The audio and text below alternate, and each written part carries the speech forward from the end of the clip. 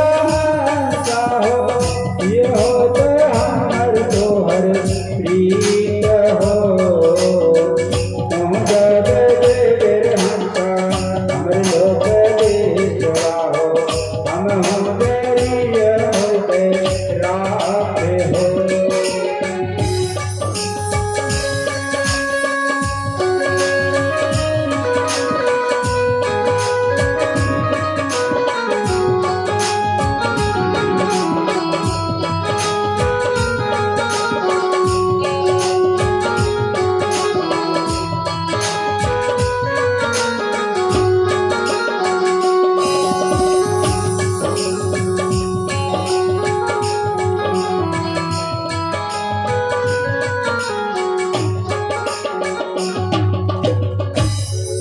निर्गुण भजन है।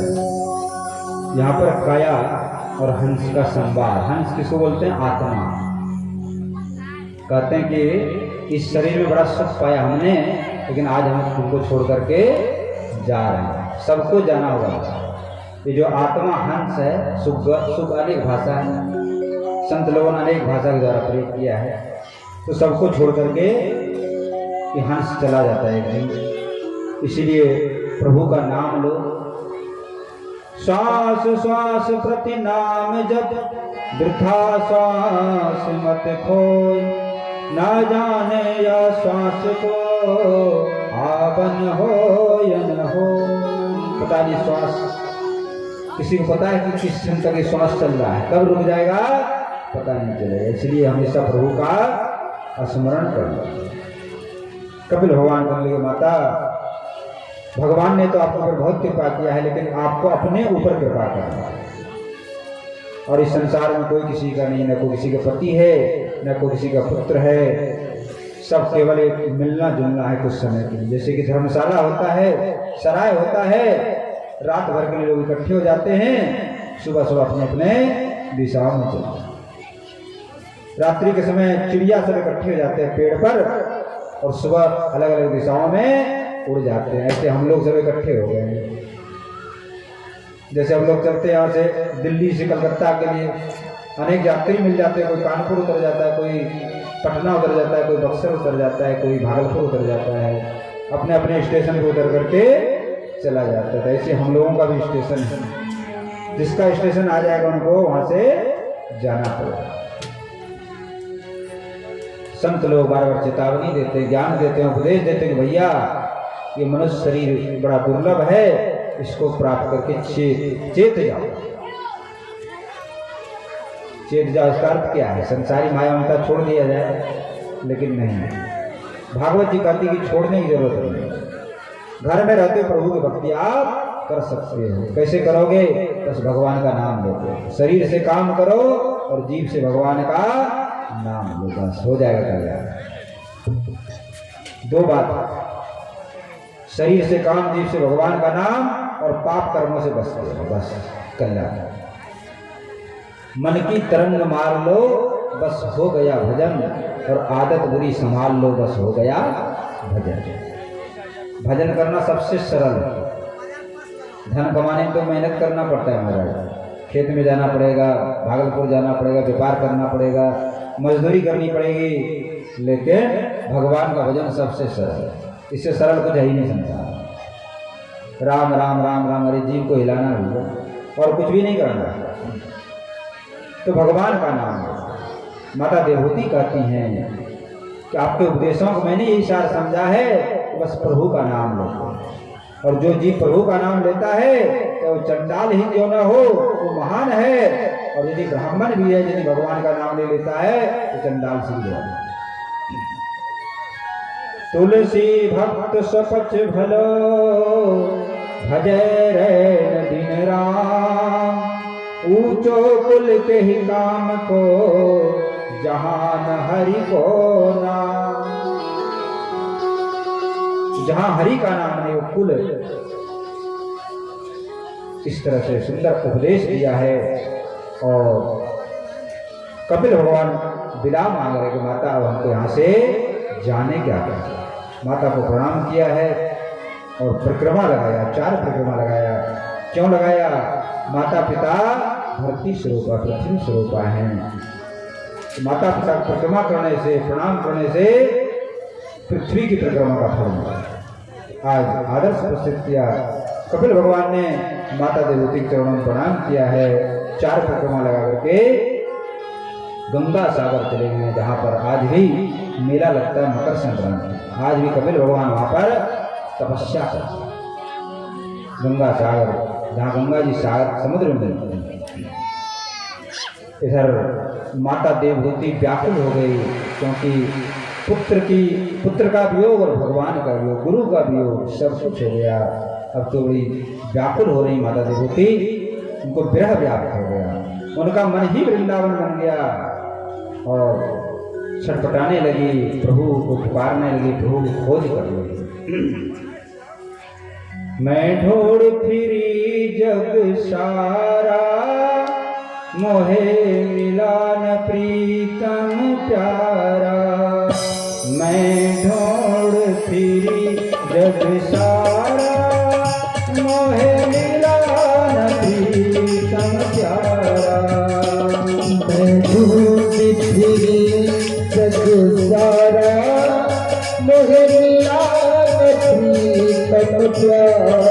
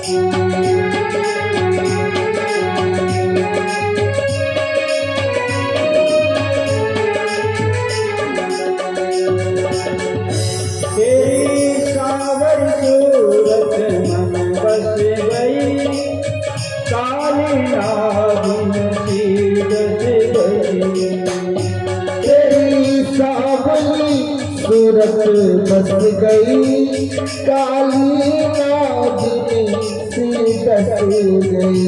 मन मोहन मन का प्यारा, मोहे मिला न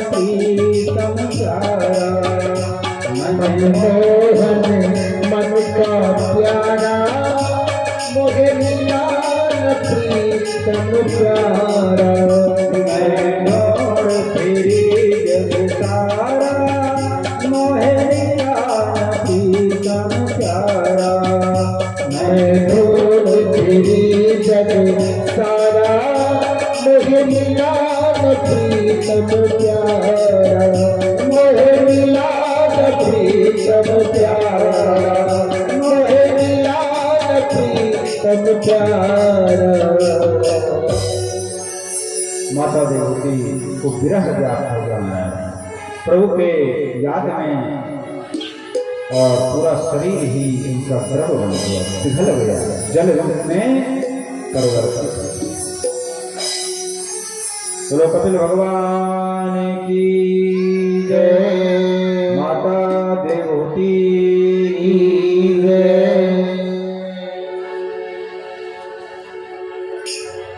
आगे कथा में चलेंगे। जो कपिल भगवान की बहन है अनुसुईया जी, 9 बहन हैं। तो अनुसुईया जी का विवाह अत्रि ऋषि के साथ, अरुंधति का विवाह वशिष्ठ ऋषि के साथ, ऐसे 9 बहनों का विवाह हुआ। अनुसुईया जी की परम सती, सब लोग कथा जानते हैं, थोड़े में सुनाएंगे।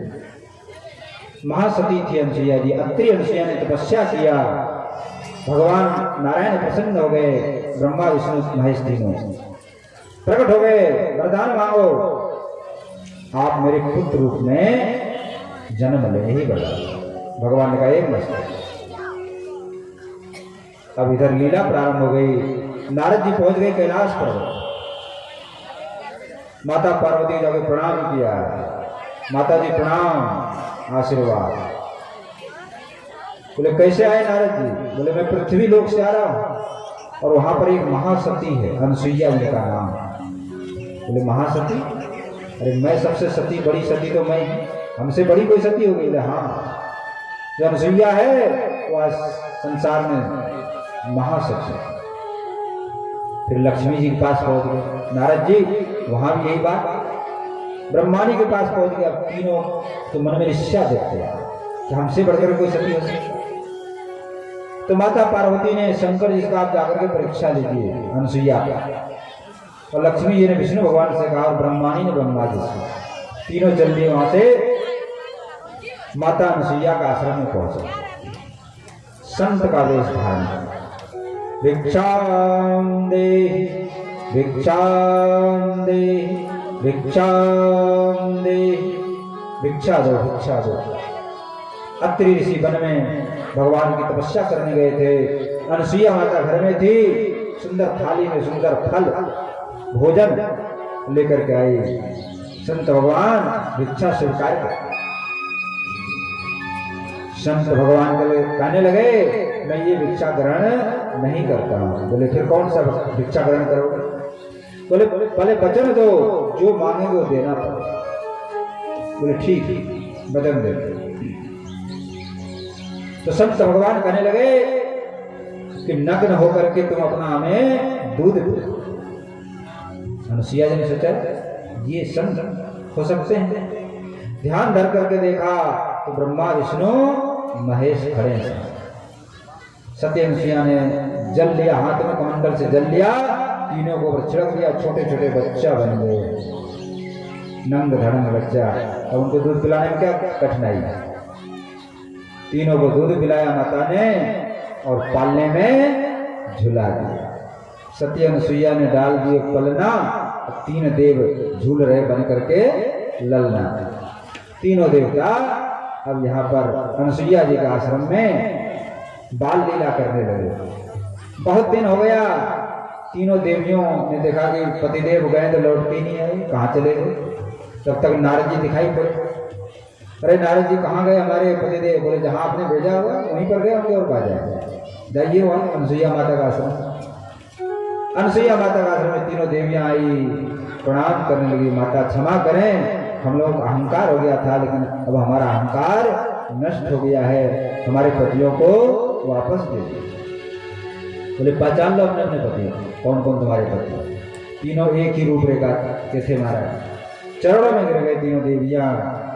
अत्रि ऋषि वहां पर उपस्थित थे। अत्रि ऋषि कहा कि देखो ये तीनों देवी आपके यहाँ भिक्षा मांगने के लिए आए, भिक्षुक बन करके आए आपके द्वार पर, इनके पत्नियों को दे दो। जल छिड़का महाराज, तीनों देवता अपने स्वरूप में। तीनों देवता कहने लगे वरदान मांगो।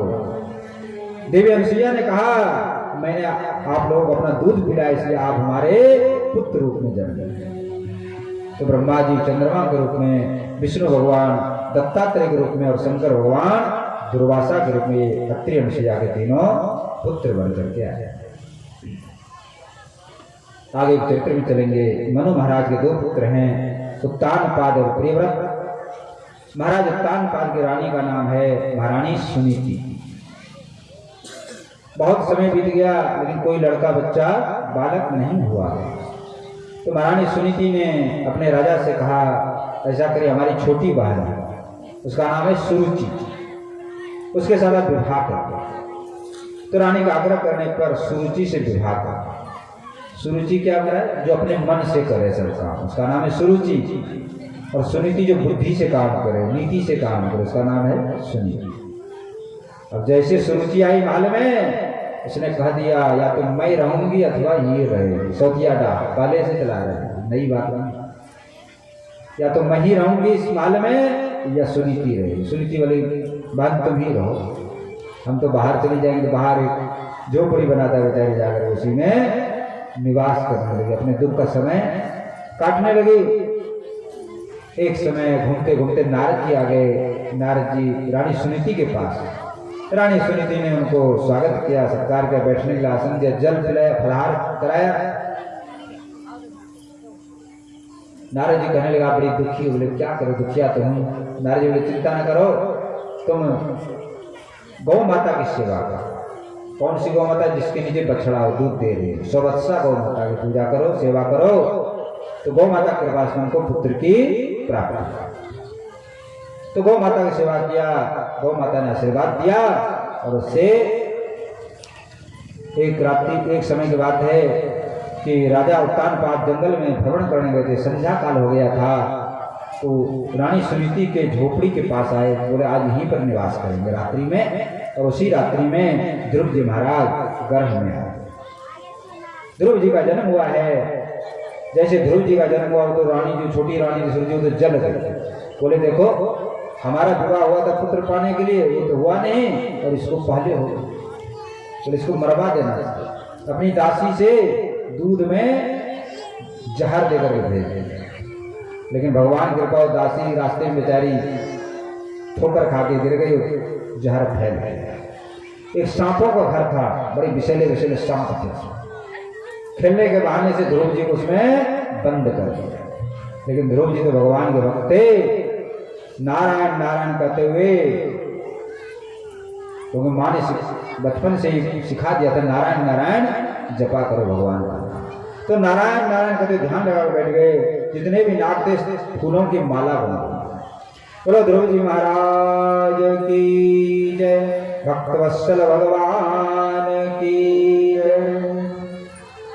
जिसको भगवान रख लेते हैं उसको कौन मार सकता। अब तो रानी दुखी हो गई। छोटी रानी ने सोचा कि हम ही बड़ी रानी से पूछें कैसे पुत्र हुआ, हमको ही पुत्र होगा। तो बड़ी रानी सुनीति बड़ी सीधी सादी थी, भोली भाली, उन्होंने बता दिया गौ माता की सेवा। तो गौ माता की सेवा किया तो छोटी रानी को भी पुत्र हो गया, उसका नाम रखा उत्तम। अब ध्रुव जी बार बार अपनी माँ सुनीति से पूछते हैं मेरे पिताजी कौन, कहाँ रहते हैं, क्या करते हैं। भाई इच्छा तो रहती है। तो माता बहाना कर देती तुम्हारे पिताजी प्रदेश गए, यहाँ वहाँ, ऐसे बहाना बनाते रहते। लेकिन एक दिन ध्रुव जी हट पड़ गए, नहीं नहीं आज आपको बताना पड़ेगा। तो माता सुनीति कहने देखो इस सामने राजमहल है, यहाँ के जो राजा हैं वही तुम्हारे पिता है। ध्रुव जी महाराज चल दिए, मैं तो अपने पिताजी से मिलने जाऊंगा। बच्चा 5 वर्ष का बच्चा, बेचारे क्या पता है आपस में क्या चल रहा है। चल दिया अपने पिताजी से मिलने। एकदा सुरुचे पुत्रमंक मारो पिलालय, उत्तमं नारो रुक्षस्तम ध्रुवम राजाभ्यनंदत। एक बार राजा उत्तानपाद अपनी छोटी रानी सुरुचि के साथ राज सिंहासन में बैठा हुआ था और राजा उत्तानपाद अपने छोटे पुत्र उत्तम को लेकर गोदी में बैठे। इसी समय ध्रुव जी महाराज वहां पर पहुंच गए। ध्रुव जी ने कहा हम भी पिताजी गोदी में बैठ गए। जैसे बैठने के लिए चढ़े, ऊपर की छोटी रानी सुरुचि ने धक्का देकर के नीचे गए और कहने लगे कि तुम दासी पुत्र हो, राजा की गोद में बैठने का अधिकारी नहीं हो। यदि राजा की गोद में बैठना चाहते हो तो पहले भगवान की भक्ति करो और मेरे पेट से जन्म लो, तब इस गद्दी पर बैठ सकते। ध्रुव जी का अपमान किया। ध्रुव जी क्रोध के मारे तमतमा गए। इनका क्या सकते हैं। क्रोधित होकर के माँ के पास आए, कुछ बोल नहीं रहा है। माँ ने पूछा बेटा क्या हुआ, क्यों गुस्से में हो। तो दासियों ने बताया कि इस तरह से घटना हो गई। माता समझाने लगी बेटा देखो ये माता सुनीति है जो बच्चे को भक्ति का उपदेश है। माता सुनीति कहने लगी कि ध्रुव ये मानव जीवन भगवान को प्राप्त करने के लिए सच्चे माता पिता, सच्चे गुरु, सच्चे भाई, सच्चे बंधु, सच्चे पुत्र पुत्री तो वही है जो जीवात्मा को भगवान की तरफ ले जाए, भगवान की भक्ति में लगावे। वही सच्चा हितैषी है। और तेरी सौतेली माँ ने बिल्कुल ठीक कहा। इस पिता की गोद कौन कहे जो त्रिलोकी के स्वामी हैं भगवान नारायण, उनकी गोद तुमको प्राप्त होगी। ये राज तो उसके सामने तो कुछ भी नहीं। इसलिए बेटा तुम तो उन्हीं श्री हरि की भजन करो, उपासना करो।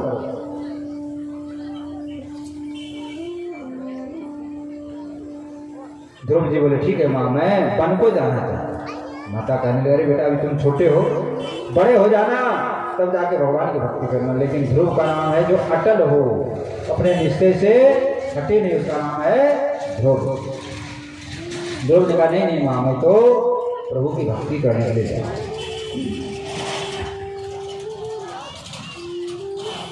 एक माँ ये है, दूसरी माँ है लक्ष्मण जी की माँ, इनका नाम है सुमित्रा। जब भगवान राम वन में जाने लगे तो लक्ष्मण जी ने कहा कि मैं भी चलूंगा आपके साथ।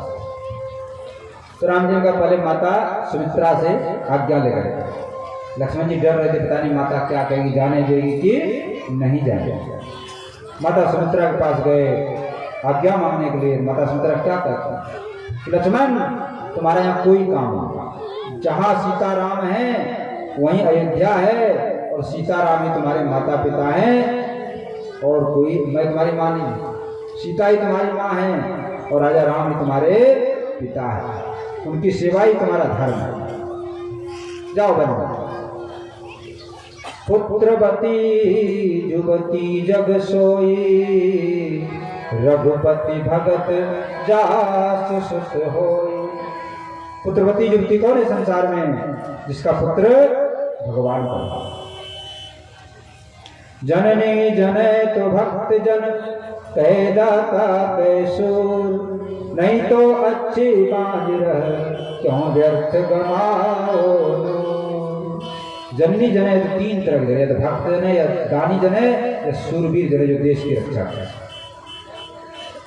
इस तरह से 5 वर्ष का बालक ध्रुव आज वन से निकल पड़ा है भगवान के दर्शन के लिए, भगवान को खोजने के लिए।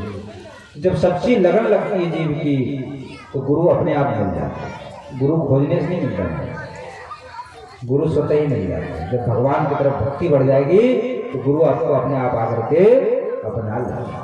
नारद जी महाराज पधारे हैं। नारद जी हमेशा जीवों के कल्याण में रहे। नारद जी आए, बोले बेटा कहाँ जा रहे थे? बोले वन में तपस्या करने जा रहे, परीक्षा लेना। नारद जी बोले अच्छा तुमको राज्य की इच्छा